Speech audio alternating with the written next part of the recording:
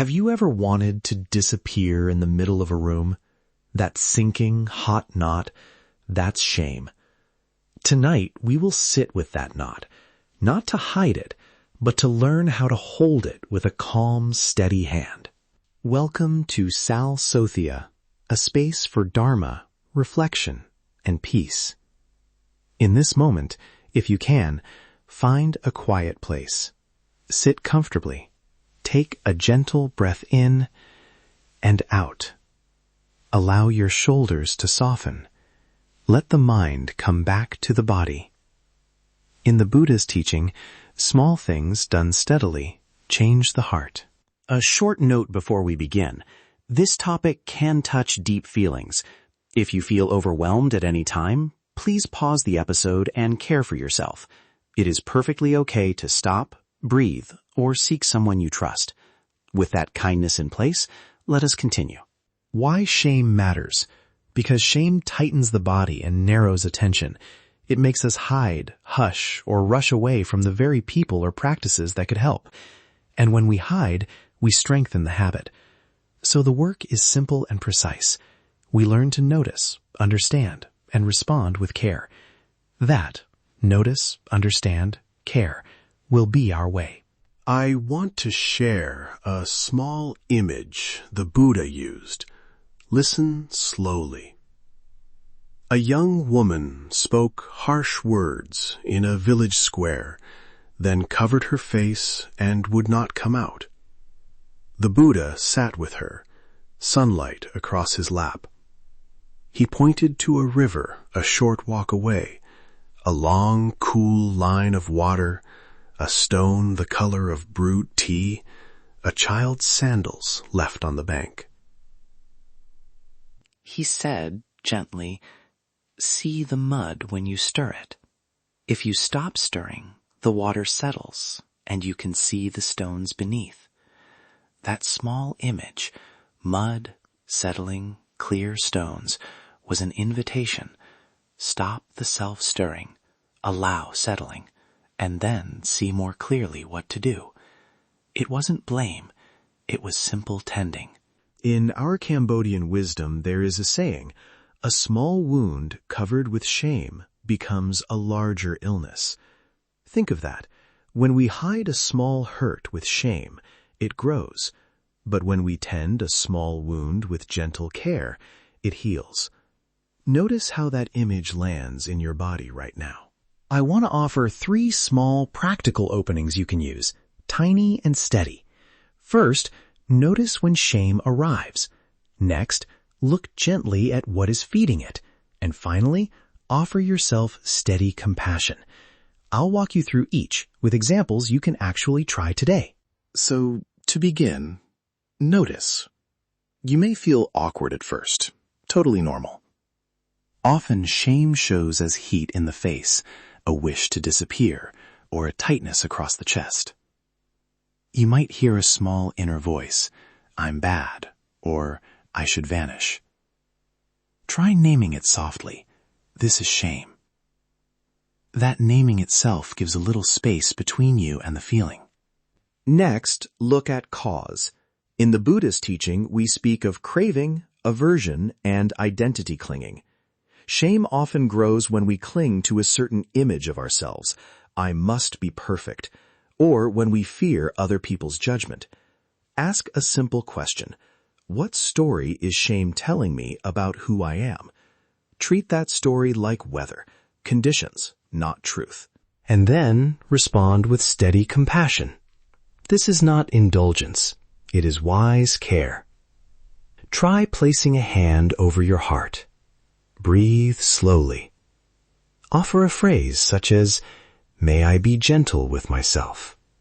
Or, "I am not alone in this." Do it like a friend who stays. Over time, these small acts change the habit of self-condemnation into one of care. Now, a few very small practices you can carry. Practice 1, the breath anchor. When shame appears, take 3 slow breaths, noticing in and out. On the out breath, say, "Let me breathe." Practice 2, a loving word rehearsal. Morning, upon waking, say once or twice, "May I be kinder to myself." Practice 3. A desk-friendly pause. Feet on the floor, quiet phrase, 1 breath, and return. Be concrete about timing if that helps. Try 2 minutes on waking, 1 minute at midday, and 3 minutes before sleep. If you prefer other moments, choose them. Right after lunch, after a meeting, when you notice judgment. The exact times matter less than gentle consistency. Try a week and notice which shifts. A practical example. Imagine you send an email and then feel a flush of shame about a mistake. Pause. Take the breath anger. 3 slow breaths. Place a hand on the chest and say quietly, "This is shame. May I be gentle?" Then decide, is there a practical next step? A correction, an apology. Compassion helps you act wisely rather than react from panic. A word about safety and support. Shame can touch deep wounds. If at any moment memories or strong pain arise, please stop and reach out. Call a friend, speak with a counselor, or return when you feel regulated. These practices are gentle tools, not a substitute for professional help when that is needed. If you are ready, let us do a short guided reflection. Remain seated in a safe posture. If you are driving, soften your gaze and practice the breathing only. Again, if at any point you feel distressed, open your eyes and care for yourself. Let us take 3 gentle breaths together. Breathe in. Know you are breathing in. Breathe out. Know you are breathing out. Breathe in, slowly, and out. Bring belly. Notice sensations, without judgment. If a thought appears, name it, thinking, and return to the breath. Now place a hand over your heart. Feel the warmth. Imagine offering that warmth to the part of you that feels ashamed. With each out-breath, say silently, "May I be safe. May I be gentle." Repeat these wishes, slowly. Notice how they land on the feeling, softening, perhaps in small ways.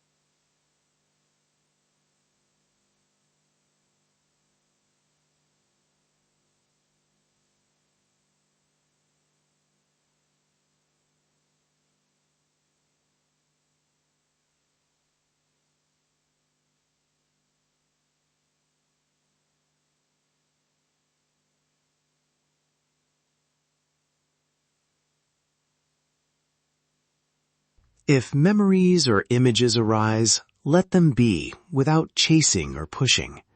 Remember, you are not alone in having felt shame. That shared human experience can be a quiet comfort, turning "I am bad" into "this is part of being human." Breathe in. When you are ready, slowly bring attention back to the room. Wiggle the fingers. Notice contact with the chair. Open your eyes gently. Take a small moment to notice how you feel now. Perhaps a little lighter, perhaps the same. Both are okay. To carry this forward, keep 3 words close. Recognize, understand, respond. Recognize the feeling without amplifying it. Understand the story behind it. Respond with steady compassion, small, practical acts that tend the heart. If you remember nothing else, let naming create a little space. Space allows healing to begin. A simple cue to help. Choose an object, a ring, a bracelet, or a small knot in your pocket. When you notice shame, touch that object and take 1 breath. This small ritual can link attention with care over time. Practice with kindness. Be patient with yourself. May you find ease with these practices. May the pressure of shame soften with steady care. In stillness, we begin to see clearly. In small acts of compassion, the heart learns new habits. With compassion, we can reweave our relationship to ourselves. Let us understand together and walk this path gently. If this teaching brought you some ease, share it with someone who might need solace today. Subscribe to Sal Sothea so you receive future talks that support your practice. May the practice guide your heart and help you live with more kindness toward yourself and others. Thank you for practicing with Sal Sothea. May you be well. May you be peaceful. May you be free from suffering.